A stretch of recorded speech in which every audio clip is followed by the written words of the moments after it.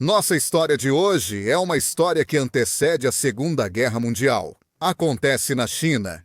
E é uma história suja, uma daquelas ações que são reivindicadas, mas depois acabam recebendo desculpas. É uma história com lados sombrios. É uma história com algo que não fecha nas contas finais. E não estamos falando exclusivamente das vítimas. É uma história que envolve o Império Japonês e os Estados Unidos da América, 4 anos antes de Pearl Harbor. É uma história que no Ocidente não é contada com muita frequência, apesar de nós, italianos, termos pelo menos um motivo. Deveríamos conhecer muito bem, porque essa história envolve também italianos, jornalistas italianos, para ser exato, que se viram, contra a própria vontade, protagonistas de um episódio bastante desagradável. Durante a década de 1930, a China continental foi palco de uma agressão crescente. Uma agressão japonesa que se manifesta a partir de 1931, com a invasão e conquista da Manchúria, e depois com o que é chamado de Segunda Guerra Sino-Japonesa, que explode no verão de 1937. A cidade de Nanquim, capital da China nacionalista, torna-se nesse período o centro de um dos capítulos mais trágicos do conflito. O avanço japonês culmina, de fato, no massacre conhecido como Massacre de Nanquim. Uma matança que dura dias e que, na época, escandaliza a opinião pública mundial. Nesse contexto, os Estados Unidos tinham presença naval no rio Yangtze. Uma proteção para seus próprios interesses, mas também uma proteção para seus cidadãos presentes na China para suas propriedades. Era a chamada Patrulha do Yangtze.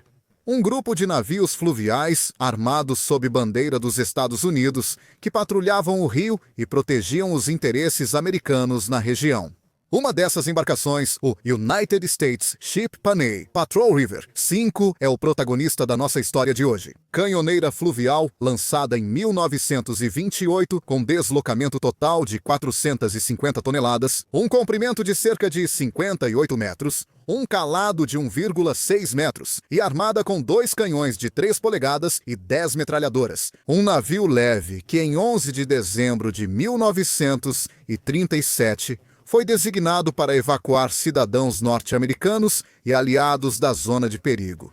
Da região de Nanquim, onde a situação está se deteriorando, o contexto operacional no Yangtze nesses dias é extremamente complexo. A frota do rio opera em condições de guerra civil, presença japonesa, ameaça de saqueadores e com o espectro de baterias de artilharia em terra que podem, de repente, atingir o rio. Nesses dias, os Estados Unidos emitiram a ordem de evacuação de cidadãos e diplomatas do perímetro de Nanquim, antes do ataque final das tropas japonesas à cidade. Na manhã de 12 de dezembro de 1937, o United States Ship Panay estava no rio Yangtze, a cerca de 28 milhas ao norte de Nanquim. Junto com ela estão 3 pessoas da Standard Oil Company, uma das grandes companhias petrolíferas americanas. Eles transportam funcionários chineses e suas famílias em evacuação. O United States Ship Panay navega pelo rio com 2 grandes bandeiras americanas pintadas nas lonas que cobrem os convéses e, obviamente, tem a bandeira nacional americana hasteada no mastro. A bordo, além de 5 oficiais e 54 recrutas, há 4 funcionários da Embaixada dos Estados Unidos e 10 civis. Entre eles, vários jornalistas cinegrafistas da Universal Newsreel. Harmal Ali. Depois tem Eric Mail, da Movietone News, Norman Sung, do New York Times, Jim Marshall, correspondente da Collier Weekly. E os 2 italianos, compatriotas nossos famosos. O correspondente do Corriere della Sera, Luigi Barzini, renomado jornalista italiano, e Sandro Sandri, da Stampa. E são justamente esses jornalistas, exceto um, como veremos em breve, que documentam o que acontece naquele dia no Yangtze. As tropas japonesas continuam avançando cada vez mais, e o céu é dominado exclusivamente pela aeronáutica da Marinha Japonesa. Apesar de o United States Ship Panay estar claramente sinalizado com essas bandeiras, os aviões japoneses o atacam. 2 ondas de bombardeiros Yokosuka, B-4 e tipo 96 lançam bombas de grande altitude, seguidas por caças Nakajima A-4N, que atacam com metralhadoras em baixa altitude. O Panay sofre 2 impactos diretos, que danificam a superestrutura e o casco, causam vários feridos, mortes e levam à evacuação do navio. O ataque dura entre 20 e 30 minutos no total, e as bombas lançadas causam danos muito significativos. Ainda insatisfeitos, os pilotos japoneses atacam a tripulação a baixa altitude, até que o navio, embarcando água, é abandonado e afunda. Os sobreviventes nadam até a costa, aguardam o resgate, mas, acima de tudo, fazem a contagem para ver quem está faltando. Na chamada, há 3 vítimas americanas: o fuzileiro Charles Lee Elsminger e o foguista Edward Hausebus, que está gravemente ferido e morre naquela noite. O capitão do petroleiro da Standard Oil, Carl Carlson. E, por fim, um italiano, Sandro Sandri, cujo corpo é recuperado do Yangtze com sinais inequívocos e uma rajada de metralhadora em seu corpo. Portanto, há essas vítimas, além de outros 48 feridos, 43 militares e 5 civis. Até os petroleiros da Standard Oil são bombardeados e gravemente atingidos pela Força Aérea Japonesa. Há várias vítimas entre os funcionários chineses, mas ninguém as registra. Do ponto de vista diplomático, é um desastre. As relações entre Estados Unidos e Japão, que já não eram idílicas, pioram rapidamente. Os Estados Unidos mantêm neutralidade na China, apenas protegem e evacuam seus cidadãos. Não existe declaração de guerra ou motivo de atrito entre o Império Japonês e os Estados Unidos. Por qual motivo aqueles aviões japoneses decidiram atacar o United States Ship Panay e os petroleiros no Rio? Oficialmente, o governo japonês afirma que foi um erro. Os aviadores não teriam visto as bandeiras americanas e teriam confundido o Panay com um navio chinês. Como acreditar nisso? As bandeiras não eram invisíveis, eram enormes, pintadas em 2 lonas. Em 24 de dezembro de 1937, o Japão pediu desculpas oficialmente. Oferece reparações aos Estados Unidos na forma de um financiamento de $2 milhões da época. Isso é suficiente para encerrar formalmente o incidente. Mas é só isso? Não, não é só isso, porque não podemos encerrar nossa história aqui. De fato, vários analistas modernos acreditam que o ataque não foi casual ou acidental. Foi absolutamente intencional, ou pelo menos a política japonesa na China era tal que tornava erros desse tipo, se quisermos chamá-los assim, bastante plausíveis. Como prova disso, algumas interceptações criptográficas dos Estados Unidos, que agora estão disponíveis, sugerem que os aviões japoneses operavam em condições que implicavam uma consciência do alvo. Eles sabiam muito bem que o United States Ship Panay era um navio americano, mas o atacaram mesmo assim. Era uma prática comum, durante a Segunda Guerra Sino-Japonesa, que os japoneses atacassem também alvos ocidentais, com a desculpa de que havia alvos chineses a bordo e, portanto, legítimos. Mas esse incidente, o incidente do United States Ship Panay, se ainda quisermos chamar de incidente, representa um episódio significativo do que acontece no Extremo Oriente no período imediatamente anterior. A Segunda Guerra Mundial é um período em que a China era consumida pelas guerras internas entre os senhores da guerra, em que a Alemanha nazista oferece uma missão militar de observadores, instrutores e material bélico não aos japoneses, mas à China. E é uma missão que será retirada depois que a Alemanha nazista e o Império Japonês chegarem a um acordo sobre o reconhecimento internacional da Manchukuo. O incidente do Panay foi, antes de tudo, um ataque a um navio americano, em um conflito sem participação ativa dos Estados Unidos, e evidenciou a fragilidade das posições neutras no leste asiático. O incidente do Panay vai além de ser um antecedente dos confrontos navais e aéreos entre Japão e Estados Unidos antes da guerra entre eles. Por mais que seja um episódio pequeno, por mais que não possa ser comparado a um Pearl Harbor em termos de perdas humanas, de tonelagem atingida, de danos causados, ainda assim é um precedente. O incidente do Panay destaca a complexidade das relações diplomáticas entre Estados Unidos da América, Japão e China nos anos 30. Se os americanos protegem os interesses econômicos e seus próprios cidadãos, a presença militar americana e ocidental é dramaticamente insuficiente e aumenta o que é chamado de dilema da neutralidade em um contexto de guerra assimétrica. Apesar da indignação pública nos Estados Unidos, a reação oficial americana foi moderada. Na época, o governo não decidiu declarar guerra ao Japão e a relação diplomática foi restaurada após o pedido de desculpas e a indenização.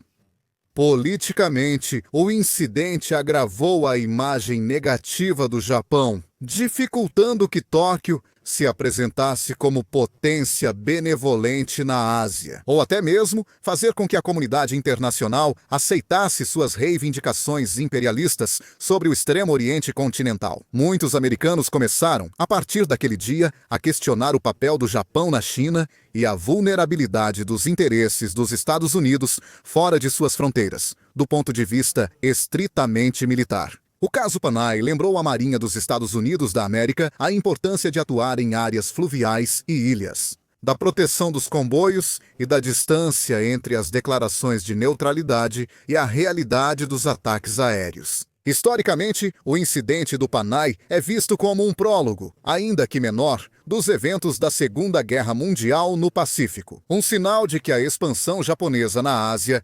inevitavelmente colidiria com os interesses ocidentais. O próprio fato de que, algum tempo após o incidente do Panay, o presidente dos Estados Unidos, Franklin Delano Roosevelt, tenha demitido uma medida de embargo contra o Japão de qualquer produto petrolífero e seus derivados. É uma consequência adicional da agressão japonesa e do fato de que a percepção dessa agressão sempre foi avaliada de forma extremamente negativa, não só em relação à China, mas ao mundo todo. Ainda assim, o episódio do Panay é muito difícil de recordar, mesmo após a morte de Sandro Sandri. Por quê? Não houve reação militar ou retaliação imediata.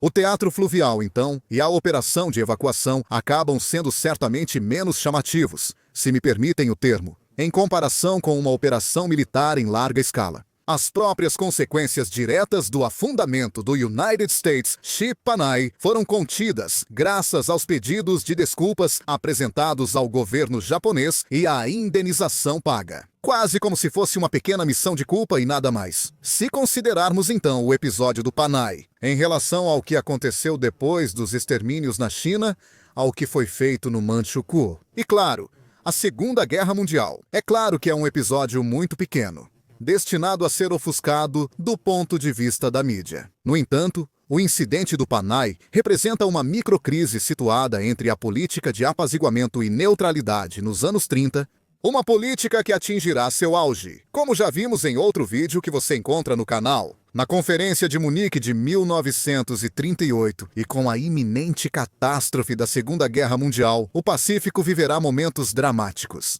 Não só esse episódio destaca a fragilidade do próprio conceito de neutralidade, o perigo de uma expansão agressiva e a interconexão entre interesses econômicos, presença militar e, obviamente, as relações diplomáticas. Os Estados Unidos da América, empenhados em proteger cidadãos e atividades econômicas no exterior, se viram naquela ocasião impotentes diante do ataque. Embora ainda não estivessem em guerra, os Estados Unidos estavam saindo da Grande Depressão e não tinham uma força militar suficiente para sequer pensar em enviar um corpo de expedição para proteger seus cidadãos no exterior. Eles confiavam principalmente em pequenos contingentes e, acima de tudo, no poder de dissuasão representado pelas regras diplomáticas. O Japão, por sua vez, demonstrou na ocasião, mesmo na presença de embarcações claramente identificadas, como o United States Ship Panay, ser uma potência agressiva. A ação militar foi decidida e executada independentemente da presença ou não de cidadãos e forças militares neutras. De certo modo, o episódio do United States Ship Panay, que tentamos apresentar hoje, com todas as suas implicações, com toda a sua dramaticidade, antecipou o que aconteceria poucos anos depois. Em uma escala maior, um confronto entre os interesses americanos, mas também ingleses, holandeses e franceses na região do Pacífico, e uma potência japonesa. Um imperialismo japonês que certamente não poderia ser apaziguado apenas com propostas econômicas. Quando duas esferas de influência entram em choque, igualmente poderosas e igualmente aspirando a criar seu próprio mundo exclusivo, não se pode encontrar outra solução além de um conflito armado. O episódio do Panay não foi nem mesmo um aperitivo, uma prévia do que aconteceria mais adiante. O que se veria em Xangai em 1937 a 1938 e depois em 1941 do que se veria em Hong Kong em 1941 ou em Singapura em 1942. Tudo isso já havia acontecido lá, no Yangtze, o belíssimo rio que atravessa a parte central da China, naquela manhã de dezembro. Enquanto na Europa se observava com preocupação o rearmamento alemão, enquanto na Europa se olhava com ainda mais preocupação para a Revolução Soviética. No Extremo Oriente, um império sedento por recursos naturais, por força de trabalho praticamente escrava, por poder, por uma esfera exclusiva de influência, cometia um crime internacional, um crime intencional, não acidental. Um crime cujo desfecho teria autorizado, de certo modo, os autores a usarem ainda mais, cada vez mais, até querer entrar em rota de colisão com todo o resto do mundo, na absurda convicção de conseguir, mais uma vez. Invencíveis e impunes, sejam bem-vindos de volta ao Dentro da História, o canal de quem ama a história contemporânea. Vocês já nos conhecem há muito tempo, mas, para quem está chegando aqui pela primeira vez, quero explicar alguns detalhes dentro da história. É um canal de divulgação que vocês encontram no YouTube, mas também é uma plataforma de podcast que vocês podem encontrar no Spotify ou em outras plataformas de conteúdo, especificamente de áudio. Também é um site oficial onde vocês encontram todos os nossos conteúdos em áudio, vídeo e também em texto. E é uma newsletter. Uma newsletter mensal completamente gratuita, que pode ser solicitada em uma área específica do site e que chega nas caixas de e-mail de cada assinante no início do mês.